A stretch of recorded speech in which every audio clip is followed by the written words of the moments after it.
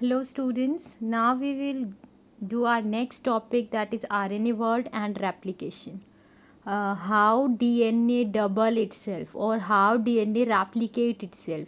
It is an important process that is important for your cell division also, because we know that in cell division, in prophase stages of cell cycle, replication of DNA takes place in S phase. S phase में बच्चे आपका क्या होता है, replication होता है DNA का.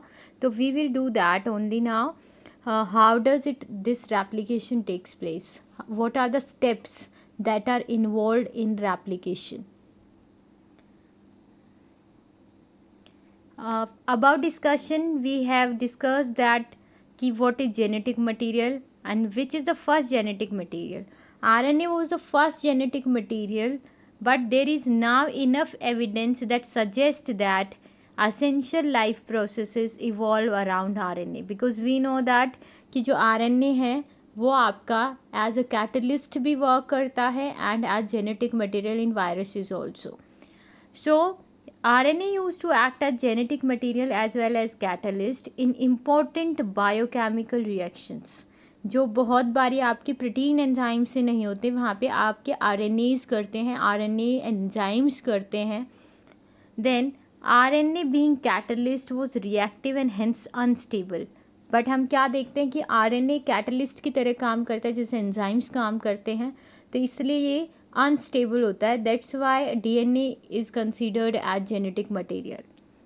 Therefore DNA has evolved from RNA with chemical modifications. जो DNA है उसका जो एवोल्यूशन हुआ है that is by RNA only, because RNA was not that much stable because of the presence of uracil. So DNA was evolved from RNA because it has thymine. उसमें बच्चे thymine होता है, that's why it is more stable as compared to RNA. So we can say that RNA was the primitive genetic material, जो means starting जो हुई थी genetic material की, that was from RNA. But RNA इतना stable नहीं था, इस वजह से उससे क्या इवॉल्व हुआ, DNA इवॉल्व हुआ, जो अब हमारा जेनेटिक मटेरियल है in most of the classes. Then उसके बाद अब हम देखते हैं कि what is replication. Here you can see, here this is the DNA and then this DNA replicates into two other DNA molecules. So how does replication takes place? How DNA double itself? DNA अपने आप को double कैसे करता है? Because we know that this is the important part of cell cycle. Synthesis phase जो है आपका interphase में, that is very very important because new daughter cells also require genetic material. And how does replication of DNA takes place, that we will study now. So when the double helical structure of DNA, जो दिया गया था, किसने दिया था, Watson and Crick ने दिया था. Then they proposed a scheme. उन्होंने ही स्कीम बताई कि कैसे आपका जो डबल स्ट्रैंडेड DNA है वो अपने आप को रेप्लिकेट करता है, कैसे वो अपने आप को डबल करता है. सो it has not escaped our notice that the specific pairing we have postulated immediately suggests a possible copying mechanism for the genetic material. This statement was given by Watson and Crick. उन्होंने कहा कि जो हमने postulate किया है कि कैसे pairing होता है, कैसे कॉपिंग ऑफ जेनेटिक मटेरियल होता है, तो उन्होंने स्कीम जो सजेस्ट की उसमें उन्होंने क्या कहा कि देयर आर टू स्ट्रैंड्स. यहाँ पे आप देख सकते हो कि there are two strands of DNA. One strand act as template का काम करती है. टेम्पलेट का मतलब है कि वो, जैसे कि अगर आप सोचते हैं जैसे आपके पास कोई थ्रेड है, आपने उसको क्या किया, उसको अनवाइंड किया. जैसे वो 2 स्ट्रैंड का थ्रेड है, आपने उसको अनवाइंड किया और फिर उसमें से एक एक थ्रेड के साथ आपने न्यू थ्रेड को कंबाइन करके 2 रस्सियाँ बना ली, 2 थ्रेड बना लिए. तो ऐसे ही यहाँ पे क्या है, जो ओरिजिनल DNA है उसमें जो उसकी स्ट्रैंड्स हैं वो टेम्पलेट का काम करती है, जिनसे न्यू स्ट्रैंड्स फॉर्म होती है, ऑपोजिट स्ट्रैंड्स फॉर्म होती है और डबल आपका DNA हो जाता है. तो आप यहाँ देख सकते हैं कि ये जो रेड कलर वाला यहाँ पे दिख रहा है दैट इज़ अ पेरेंटल, जो पहले सेल का डीएनए है उसकी स्ट्रैंड्स है, and this purple one is new strand जो फॉर्म हुई है। तो ये क्या है, पुरानी वाली स्ट्रैंड्स हैं डीएनए की, और these are the new strands, these are purple colour जो है यहाँ पे। The scheme suggested that two strands would separate and act as a template for the synthesis of new complementary strands. Scheme suggest करती है कि दो strands अलग होंगी और वो act करती है template का, जिससे उनसे फिर न्यू कॉम्प्लीमेंट्री स्ट्रैंड्स फॉर्म होती है। ठीक है, तो इससे हम क्या कह सकते हैं कि डीएनए का सेमी कंजर्वेटिव नेचर होता है। मीन्स जो न्यू डीएनए बनता है उसमें ओल्ड वन का जो पार्ट है वो कंजर्व रहता है, इसलिए हम उसको सेमी कंजर्वेटिव नेचर कह रहे हैं। क्योंकि न्यू स्ट्रैंड क्या है बच्चे, उसकी एक न्यू स्ट्रैंड होती है, एक पुरानी वाली स्ट्रैंड होती है। That's why we are saying that it is having semi conservative nature. The older one is there and then newer one combined with it, और न्यूअर वन जो है उसके साथ वाइंड करती है। तो हम क्या कह सकते हैं कि सिर्फ एक स्ट्रैंड न्यूली सिंथेसाइज होती है, एक पेरेंटल सेल होती है, पेरेंटल स्ट्रैंड होती है। एक्सपेरिमेंटल प्रूफ क्या है कि जो डीएनए है वो सेमी कंजर्वेटिव इन नेचर होता है, अभी वो करेंगे हम। It was first shown in Escherichia coli. E coli जो बैक्टीरिया है उसमें सबसे पहले दिखाया गया था कि जो डीएनए है उसका सेमी कंजर्वेटिव नेचर होता है। मीन्स जब वो न्यू सेल में आता है तो उसमें जो एक स्ट्रैंड है वो पेरेंटल स्ट्रैंड होती है, और दूसरी है वो जो न्यूली डेवलप्ड स्ट्रैंड होती है, न्यूली रेप्लिकेटेड स्ट्रैंड होती है, वो होती है। सो व्हाट दे डू, जो मेजल्सन और स्टहल है उसने क्या किया बच्चे, उसने ई कोलाई को एक NH4 NH4Cl वाले मीडियम में ग्रो किया। ठीक है, तो अब यहाँ पर हम क्या देखते हैं कि जो न्यू डीएनए है उसमें N15 इनकॉर्पोरेट हो जाएगा। ओके, तो this heavy DNA molecule could be distinguished from the normal DNA by centrification in the caesium chloride density gradient. तो जो N15 क्या होता है बच्चे, वो एक रेडियो एक्टिव आइसोटोप होता है, तो वो हैवी होता है as compare to the normal DNA.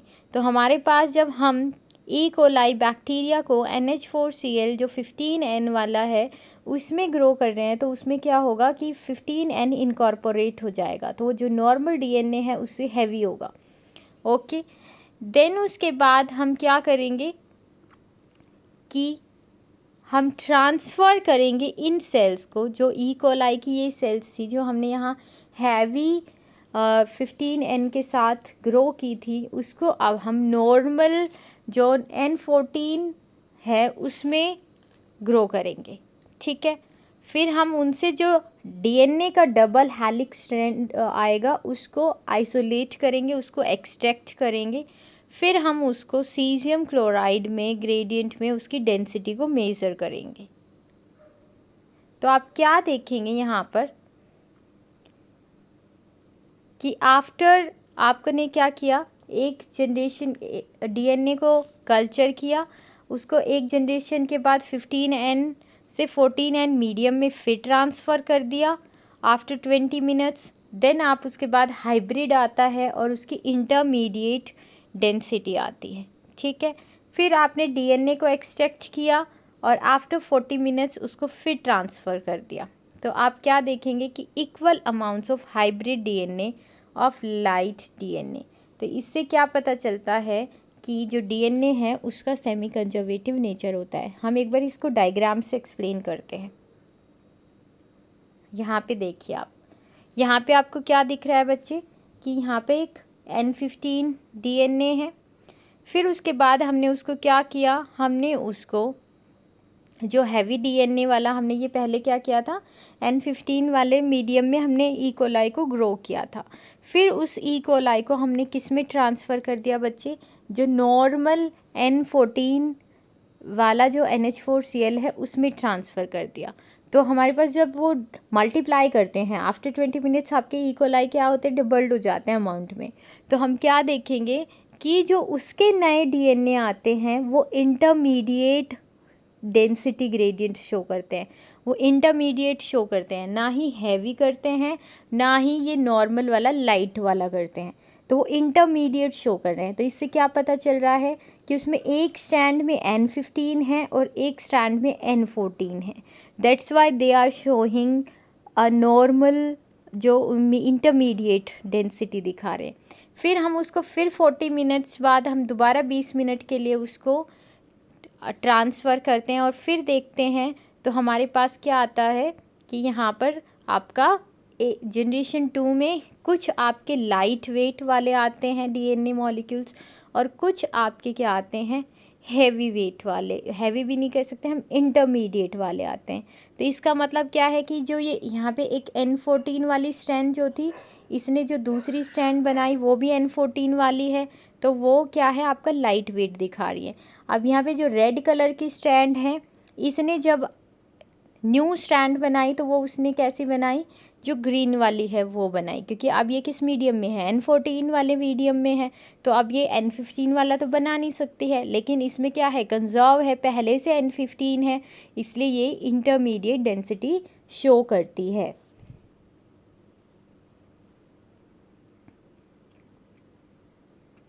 अब व्हाट आर द मशीनरी और what are the enzymes that are involve in replication, कि जब हम कह रहे हैं कि जो ये पेरेंटल डीएनए है इसकी जो एक स्ट्रैंड है वो आपका क्या काम करेगी, यहाँ पर एक स्ट्रैंड आपका टेम्पलेट का फॉर्म करेगी और ये वाली भी टेम्पलेट की फॉर्म में एक्ट करेगी। तो मान लीजिए ये टेम्पलेट है और जो न्यू स्ट्रैंड फॉर्म होगी इसके साथ वो ये वाली है। तो जब ये न्यू स्ट्रैंड्स फॉर्म होती है तो कौन कौन से एंजाइम, कौन कौन सी मशीनरी, आपका कौन कौन सी मशीनरी यूज़ होगी। तो आप यहाँ पे क्या देख रहे हैं, मान लो ये रेड कलर वाली स्ट्रैंड है आपका, इसके साथ ये न्यू जो आएगी ऐसे, तो हम क्या देखेंगे जो न्यू स्ट्रैंड्स आएंगे उनमें एक तो आपका यहाँ पे जो रेड कलर वाली है ये पैरेंटल स्ट्रैंड है दोनों में, और जो ब्लू कलर वाली है वो यहाँ पर क्या है बच्चे, जो आपकी न्यू स्ट्रैंड फॉर्म हुई है। तो ऐसे डबल होता है डीएनए कि पहले एक टेम्पलेट स्ट्रैंड जो पेरेंटल डीएनए है उसका दोनों वो अनवाइंड हो जाते हैं, अनवाइंड होने के बाद वो रेप्लिकेट करते हैं और तब डीएनए डबल फॉर्म होता है।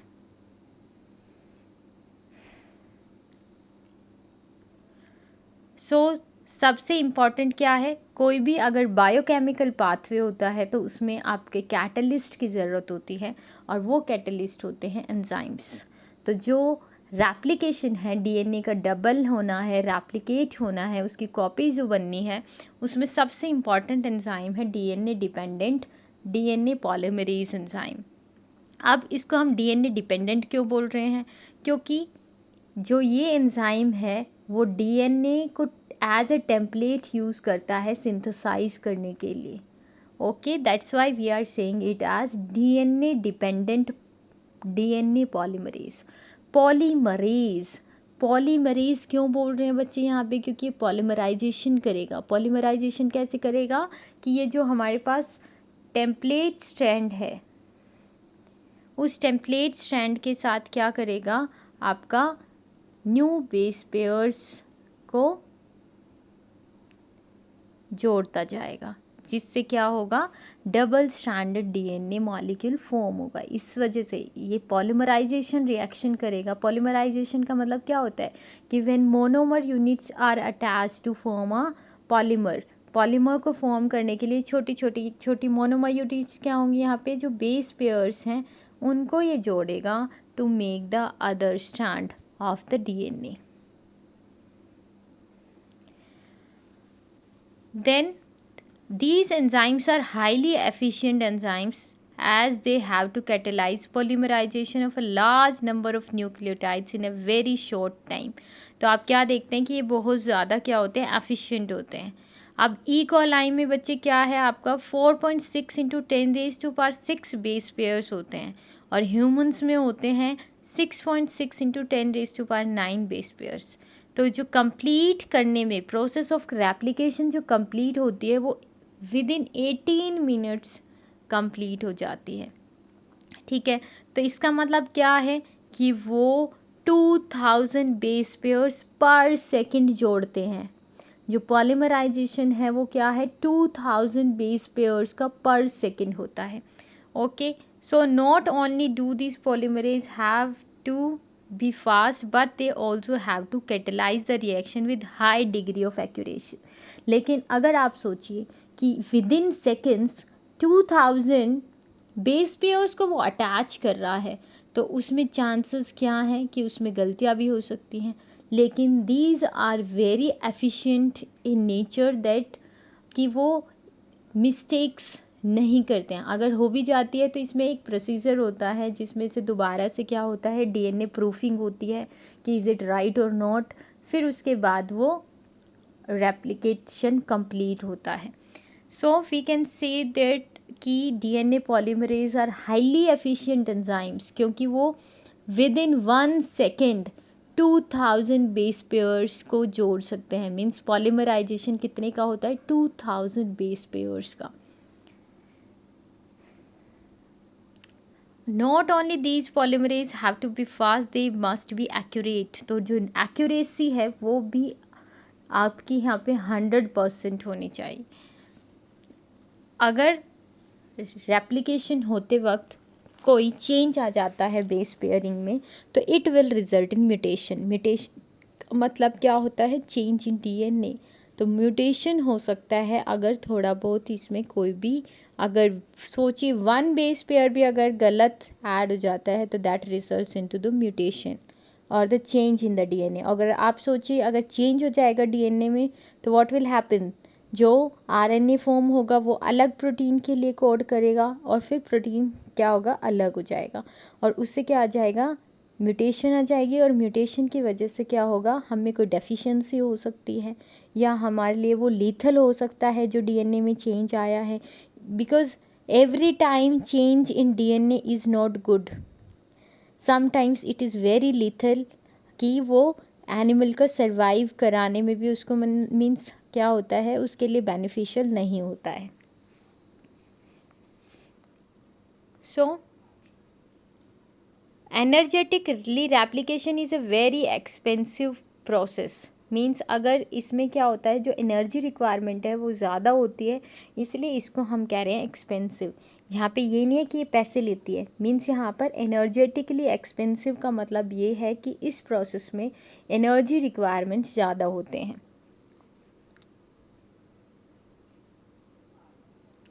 Then deoxyribonucleoside triphosphates serve dual purpose. In addition to acting as substrate, they provide energy for polymerization reaction because they have high ATP. जो हम यहाँ पे देखते हैं कि जो डीऑक्सी न्यूक्लियोसाइड ट्राइफोस्फेट्स हैं, DNTPs बोलते हैं हम इनको, ये आपके अटैच होते हैं to form the strand of the DNA, so they also provide energy to the DNA polymerase enzyme during this reaction. इसके अलावा और भी बहुत सारे एंजाइम्स होते हैं जो रिक्वायर्ड होते हैं for the replication with high degree of accuracy. तो अब आप क्या देखते हैं कि जब डीएनए को ओपन किया जाता है तो वो आपका ऐसे नहीं है कि पूरा का पूरा ऐसे ओपन हो जाता है. नो, यहाँ पर फर्स्ट अगर मान लो ये, अगर मैं यहाँ पे सर्कुलर डीएनए बना देती हूँ,